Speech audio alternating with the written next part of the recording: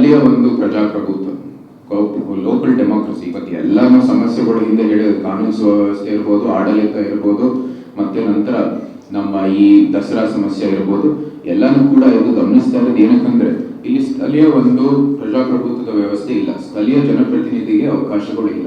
ಸುಮಾರು 3 ವರ್ಷ ಇವತ್ತು 2023 ಕೊನೆಯದಾಗಿ ನಮ್ಮ ಏನು MCC ಒಂದು ಕೌನ್ಸಿಲ್ ಇತ್ತು, ಅದು ಅಲ್ಲೇ ಮುಗಿತ್ತು. ಅದಾದ ನಂತರ ಇಲ್ಲಿ ಸ್ಥಳೀಯ ಚುನಾವಣೆಯನ್ನು ನಡೆಸಿಲ್ಲ. ಅತ್ಯಂತ ಒಂದು ಖಂಡನೀಯ ಒಂದು ಇದು ಕೃತ್ಯ ಅಂತ ಹೇಳಿದ್ರೆ ತಪ್ಪಾಗಲ್ಲ. ಯಾಕಂದ್ರೆ ನಿಮ್ಮೆಲ್ಲರಿಗೂ ಗೊತ್ತಿರೋ ಹಾಗೆ ಸ್ಥಳೀಯ ಪ್ರತಿನಿಧಿ ಇದ್ರೇನೆ ನಿಜವಾದಂಥ ಒಂದು ಪ್ರತಿಕ್ರಿಯೆ ಸಿಗ್ಬೋದು, ನಿಜವಾದಂಥ ಅಭಿವೃದ್ಧಿ ಆಗ್ಬೋದು. ಯಾಕಂದ್ರೆ ಅವ್ನು ಆನ್ ಗ್ರೌಂಡ್ ಇರೋ ಕಾರಣಕ್ಕಾಗಿ ಅವರೇ ನಿಜವಾದಂಥ ಒಂದು ಏನು ಜನರ ಅಭಿಲಾಷೆಗಳು ಇರ್ಬೋದು ಅದನ್ನ ಈಡೇರಿಸುವಂಥ ದೃಷ್ಟಿಯಲ್ಲಿ ಅವ್ರು ಕೆಲಸ ಮಾಡ್ಬೋದು. ಆದರೆ ಅದು ಬಿಟ್ಟು ಇವತ್ತು ಸುಮಾರು 2.5 ವರ್ಷ ಏನು ಇಲ್ಲಿ ಎಲೆಕ್ಷನ್ ನಡೆದಿಲ್ಲ, ಅದರಿಂದ ಬಹಳನೇ ಕೂಡ ಅನ್ಯಾಯ ಆಗಿದೆ ನಮ್ಮ ನಾಗರಿಕರಿಗೆ. 15 ಫೈನಾನ್ಸ್ ಕಮಿಷನ್ ನಲ್ಲಿ 65ರಿಂದ 70 ಕೋಟಿ ಅದು ನಮಗೆ ಮಿಸ್ ಆಗಿದೆ 2024-25 ಫಿಸ್ಕಲ್ ಇಯರ್ ಅಲ್ಲಿ. ಇದು ಬರೀ ಮೈಸೂರಿನಲ್ಲಲ್ಲ, ಸ್ಥಳೀಯ ಒಂದು ಜನಪ್ರತಿನಿಧಿ ಚಾಮುಂಡೇಶ್ವರಿ ಕ್ಷೇತ್ರದಲ್ಲೂ ಇಲ್ಲ. ಜೊತೆಗೆ ನಮ್ಮ ಕರ್ನಾಟಕದಲ್ಲಿ ಅರ್ಬನ್ ಲೋಕಲ್ ಬಾಡೀಸ್ಗೆ ಸುಮಾರು 43 ಕಡೆ ಏನು ಜನಪ್ರತಿನಿಧಿಗಳು ಇಲ್ಲದೇ ಇರೋ ಕಾರಣಕ್ಕಾಗಿ ಈ 15 ಫೈನಾನ್ಸ್ ಕಮಿಷನ್ ಹಣ ಹೋಗಿದೆ. ಮೈಸೂರಿನಲ್ಲೇ ಒಂದೇನೆ 65ರಿಂದ 70 ಕೋಟಿಯನ್ನು ನಗರದ ಒಂದು ಅಭಿವೃದ್ಧಿಗಾಗಿ ನಾವು ಬಳಸ್ಬೋದಾಗಿತ್ತು. ಆ ಫಂಡ್ ಪುನಃ ಕೇಂದ್ರಕ್ಕೆ ಹೋಗಿದೆ, ಪ್ರಕ್ರಿಯೆ ನಡೆದಿಲ್ಲ. ಅದಕ್ಕಾಗಿ ಪ್ರಕ್ರಿಯೆ ಅಂತೆ ಅದು ರಿಟರ್ನ್ ಆಗಿದೆ.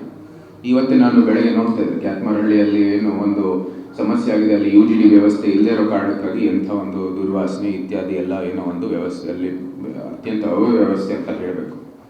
ಇಂಥ ಒಂದು ಸಮಯದಲ್ಲಿ ನಾವು BJPಯಿಂದ ಒಂದು ಹೋರಾಟವನ್ನು ಮಾಡ್ತೀವಿ.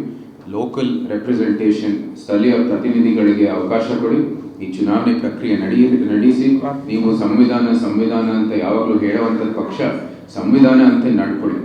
ಇನ್ನು ಸುಮ್ಮನೆ ಜನರ ಒಂದು ಟೈಮ್ ವೇಸ್ಟ್ ಮಾಡೋದ್ರಲ್ಲಿ ಬಿಟ್ಟು, ಏನು ದಿಕ್ಚರ್ಚ ದೃಷ್ಟಿಯಲ್ಲಿ ಅಪಪ್ರಚಾರ ಮಾಡಿಬಿಟ್ಟು ಇವತ್ತು ಏನು ಬೇಕಾಗಿದೆ ಸಂವಿಧಾನ ದೃಷ್ಟಿಯಲ್ಲಿ ಅದನ್ನ ನೀವು ಮುಂದುವರಿರಿ ಅಂತ ನಾವು ಅವ್ರಿಗೆ ಆಗ್ರಹಿಸ್ತೀವಿ.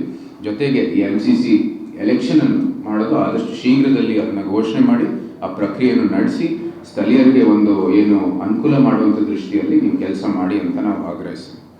ಇಷ್ಟು ಹೇಳ್ತಾ ಇನ್ನು MCCನೂ ಕೂಡ ಅವ್ರಿಗೆ ಅನುಕೂಲ ಆಗೋ ದೃಷ್ಟಿಯಲ್ಲಿ ನಾವು ಏನೇನು ಮಾಡಬೇಕಾಗಿದೆ ನಾವು ಕೂಡ ಮಾಡ್ತಾ ಇದ್ದೀವಿ. ಅಮೃತ್ ಯೋಜನೆಯಲ್ಲೂ ಕೂಡ ಕೆರೆ ಅಭಿವೃದ್ಧಿ ಇತ್ಯಾದಿ ಎಲ್ಲ ಮಾಡ್ತಾ ಇದ್ದೀವಿ. ಆದರೆ ಸ್ಥಳೀಯ ಜನಪ್ರತಿನಿಧಿ ಇಲ್ಲದೆ ಇದ್ರೆ ಇದು ಒಂದು ರೀತಿ ಏನು ನಮಗೆ ಬೇಕಾಗಿರುವಂಥದ್ದು ವಾಚ್ ಡಾಗ್ಸು, ಅವರಲ್ಲಿ ಏನು ಕೆಲಸ ಆಗ್ತಾ ಇದೆ ದೊಡ್ಡ ಮಟ್ಟದಲ್ಲಿ ನಾವು ಏನೇನು ಮಾಡಬೇಕಾಗಿದೆ ಅದು ಕೂಡ ಅನುಕೂಲ ಆಗುತ್ತೆ ನಮಗೆ. ಸೊ ಇದನ್ನು ನೋಡಿ ನಮಗೂ MP ಕೆಲಸ ಮಾಡೋ ದೃಷ್ಟಿಯಲ್ಲಿ, ಶಾಸಕರು ತಮ್ಮ ಕೆಲಸ ಮಾಡೋ ದೃಷ್ಟಿಯಲ್ಲಿ ಇದು ಕೂಡ ಅತಿ ಅವಶ್ಯ ನಮ್ಮ MCC ಕೌನ್ಸಿಲ್.